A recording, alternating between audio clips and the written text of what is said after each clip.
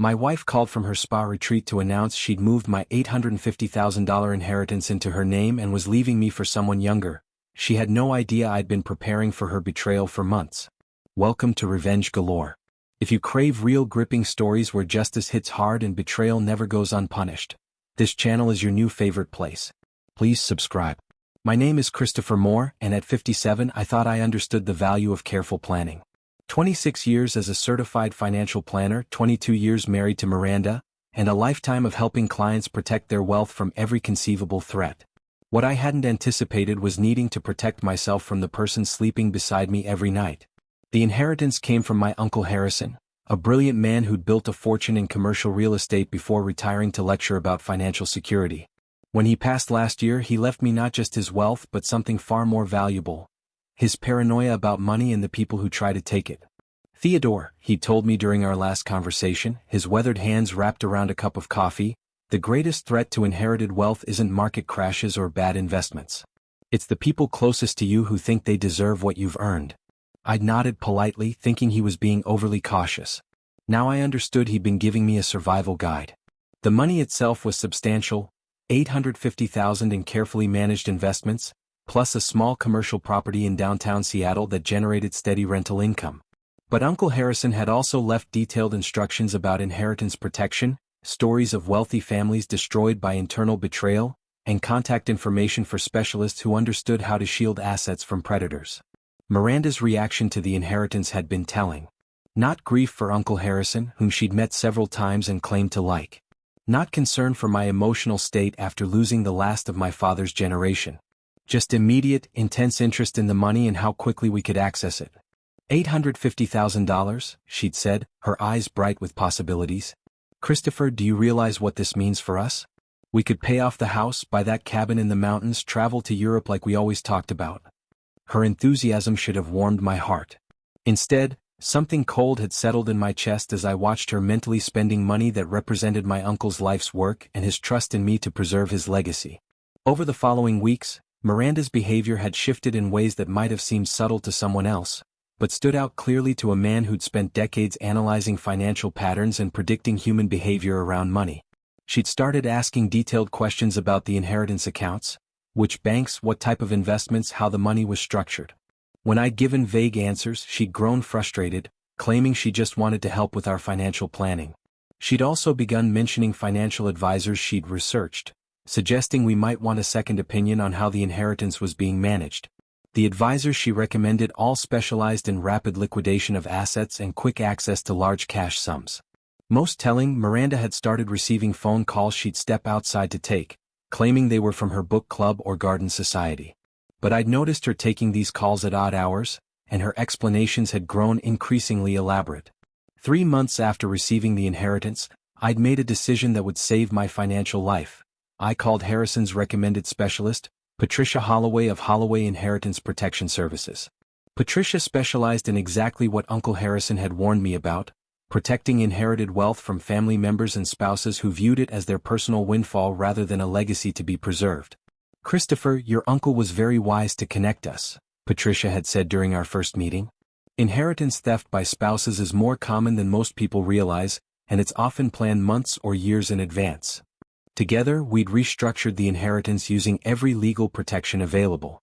The money was placed in an irrevocable inheritance trust with multiple layers of fraud protection.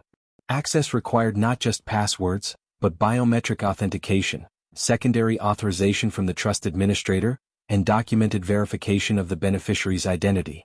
More importantly, any attempt to access the funds without proper authorization would trigger immediate fraud alerts, federal banking notifications, and potential criminal charges for identity theft and bank fraud. The beauty of this system, Patricia had explained, is that someone attempting unauthorized access will actually create evidence of their criminal intent while failing to access any money.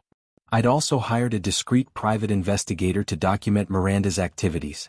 Within 2 weeks, investigator Marcus had uncovered what I'd suspected but hoped wasn't true. Miranda had been having an affair for 8 months with Derek Ashford, a 34-year-old personal trainer who worked at her gym. The affair wasn't just emotional, it was financial.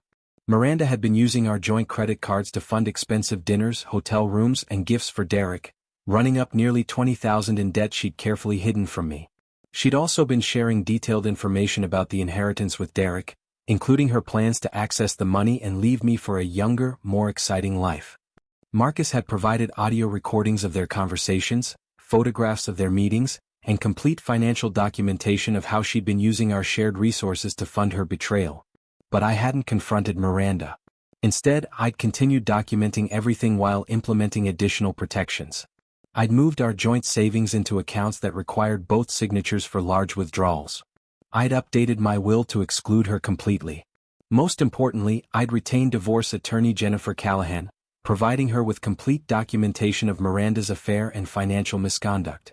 6 months after the inheritance, Miranda had grown increasingly agitated about my reluctance to access the money.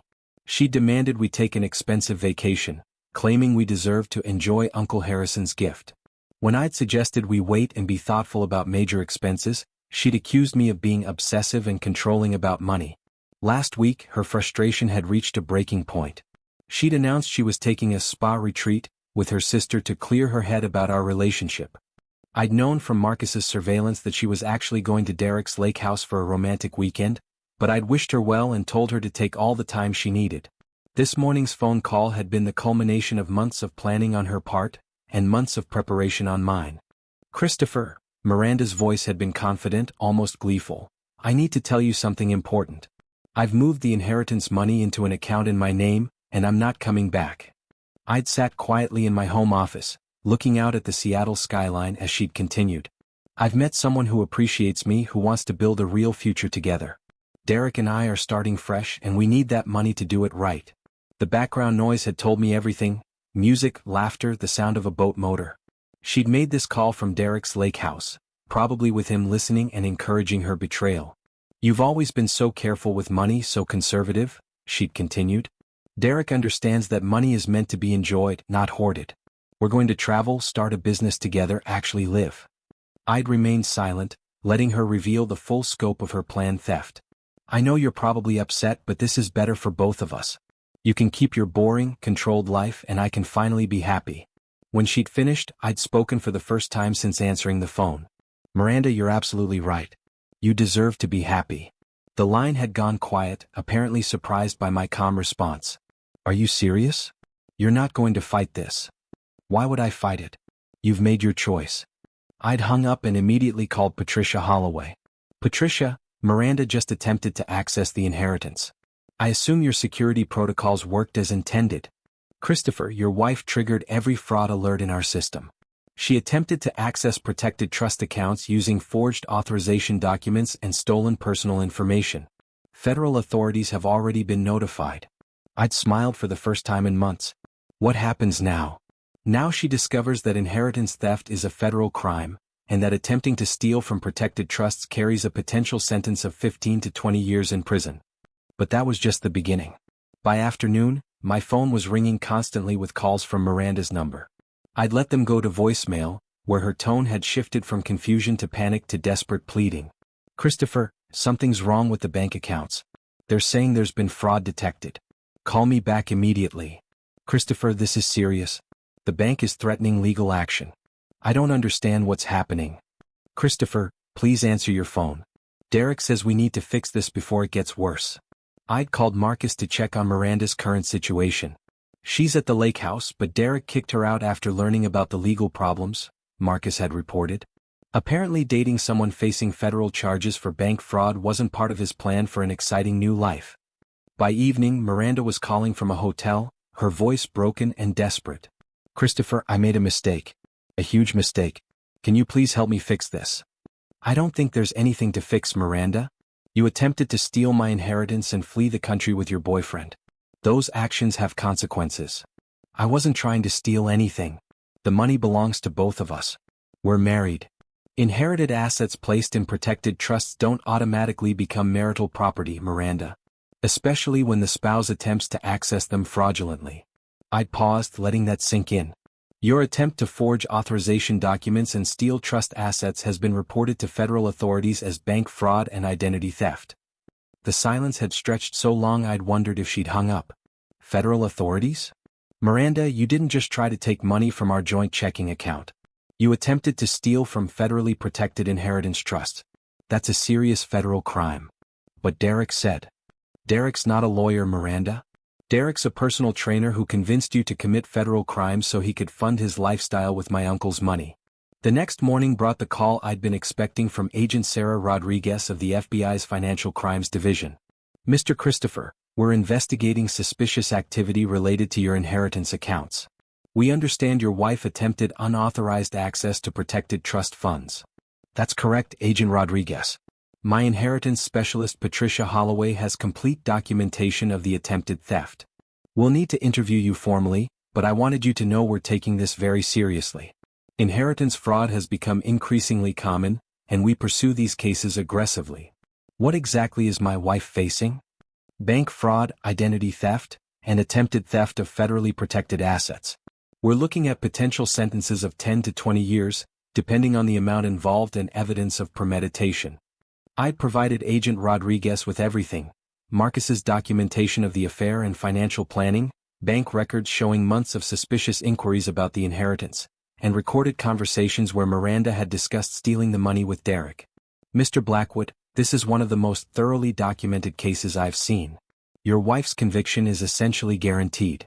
2 days later, Miranda was arrested at the hotel where she'd been staying.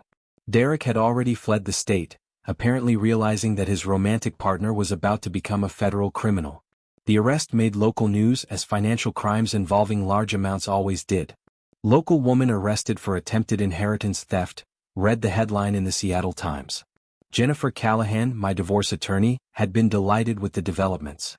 Christopher, Miranda's federal arrest makes our divorce proceedings remarkably simple. A spouse convicted of attempting to steal marital assets forfeits any claim to shared property. The criminal charges had triggered automatic asset protection measures.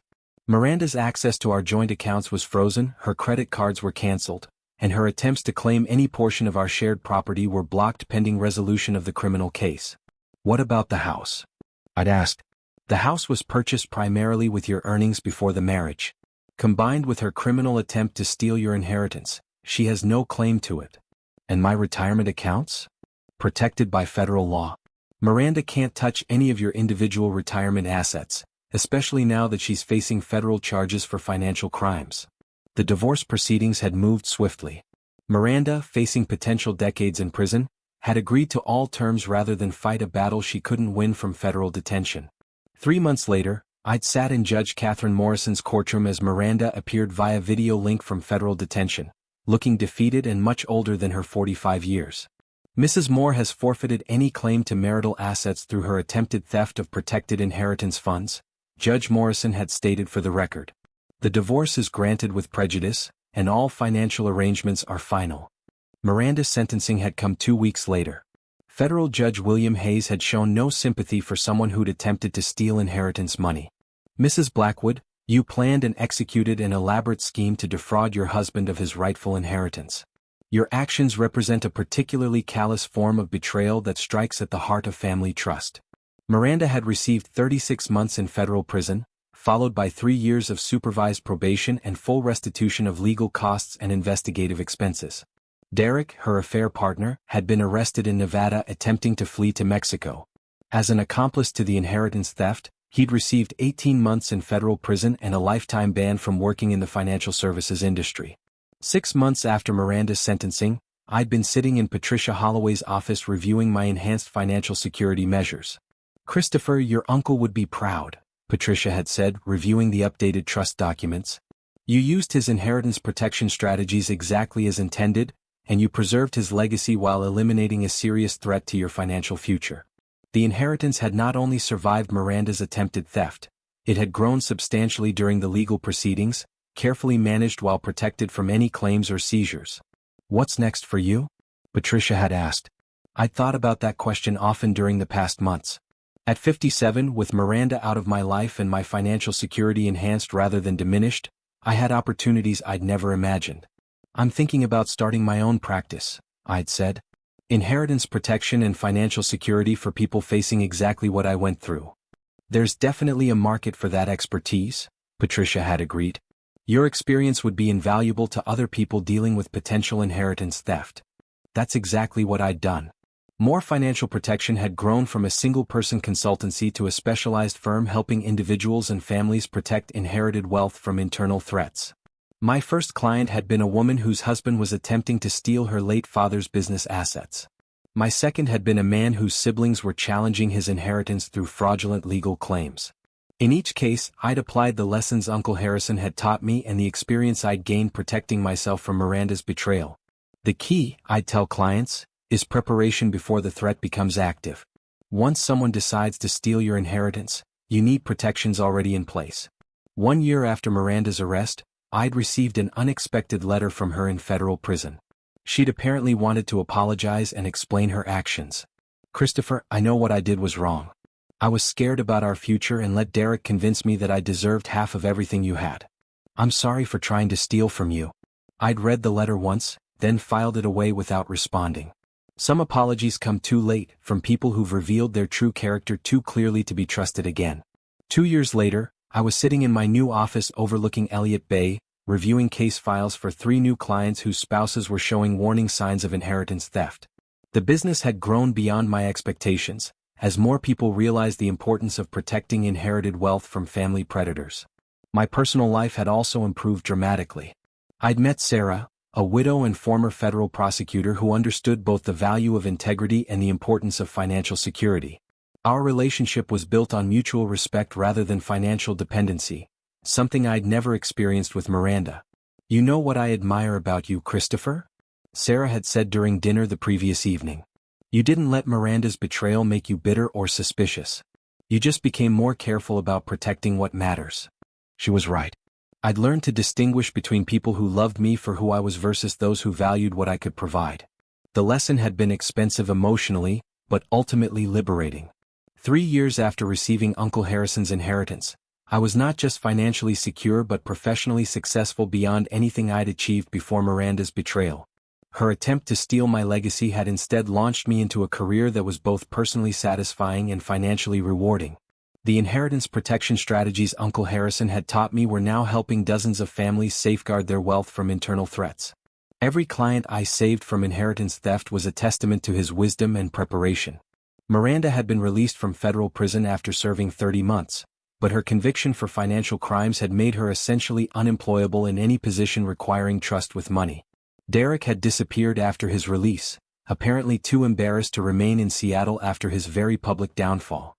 Sometimes I wondered if Miranda understood that her betrayal had actually improved my life in every measurable way. The marriage that had ended in federal crimes had been replaced by a relationship built on genuine compatibility. The inheritance she tried to steal had been preserved and enhanced. The career disruption caused by her arrest had led to professional success I'd never imagined.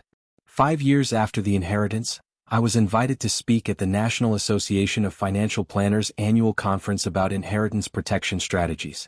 Standing at the podium before hundreds of my professional colleagues, I'd reflected on the journey that had brought me there. Inheritance theft by family members is more common than most financial professionals realize, I told the audience. The key to protection isn't just legal structures and fraud prevention, it's understanding that the people closest to us are often the greatest threat to our financial security. The presentation had been well received, leading to consulting opportunities with major financial institutions wanting to develop inheritance protection services for their clients. "Your uncle's legacy has become something much larger than he probably imagined," Sarah had said that evening as we'd celebrated the successful presentation. She was right. Uncle Harrison's paranoid preparations had not only saved my inheritance but had become the foundation for protecting hundreds of other families from similar betrayal. The final chapter of Miranda's story had come 6 months later when I'd received notification that she'd filed for bankruptcy. Her legal fees, federal fines, and inability to find stable employment had left her financially destitute. The woman who'd once planned to steal my inheritance and build an exciting new life was now working part-time retail jobs and living in subsidized housing. Derek, her former affair partner, had been arrested again for attempting to defraud another woman he'd met online. Meanwhile, I was preparing for my wedding to Sarah, planned for the following spring at Uncle Harrison's former estate, which I'd inherited and restored as a reminder of his wisdom and generosity. "Christopher," Sarah had said as we'd walked through the gardens where Uncle Harrison had once warned me about financial predators, "your uncle would be amazed at what his inheritance protection advice has accomplished." I'd nodded, thinking about the dozens of families whose wealth had been preserved through the strategies Uncle Harrison had taught me. He always said the greatest wealth is peace of mind, I'd replied. Everything else we've built has just been a bonus. The inheritance that Miranda had tried to steal had become something far more valuable than money. It had become a legacy of protection that would benefit generations of families smart enough to prepare for betrayal before it struck. 6 years later, as I'd stood in my expanded offices watching my team of inheritance protection specialists help another family safeguard their legacy, I'd understood that Uncle Harrison's greatest gift hadn't been the money, it had been the wisdom to recognize threats before they became disasters. Miranda's betrayal had been devastating when it happened, but it had also been instructive. The woman who tried to steal my uncle's legacy had instead helped me build something that honored his memory while protecting countless other families from similar predators. Sometimes the best revenge isn't destruction, it's transformation. Miranda had destroyed her own life through greed and betrayal, while her intended victim had built something beautiful from the ashes of her attempted theft. What do you think about Christopher's approach to handling inheritance betrayal? Was his sophisticated preparation justified, or should he have trusted his wife more completely? Have you ever faced a situation where someone close to you revealed their true character when money was involved? If you enjoyed this story of financial expertise and inheritance protection triumphing over greedy betrayal, make sure to like this video and subscribe to Revenge Galore for more tales where preparation and professional knowledge triumph over theft and treachery. Hit that notification bell so you never miss a story where the good guys win through intelligence, planning, and superior expertise. Remember, the best protection against betrayal is preparation before it strikes.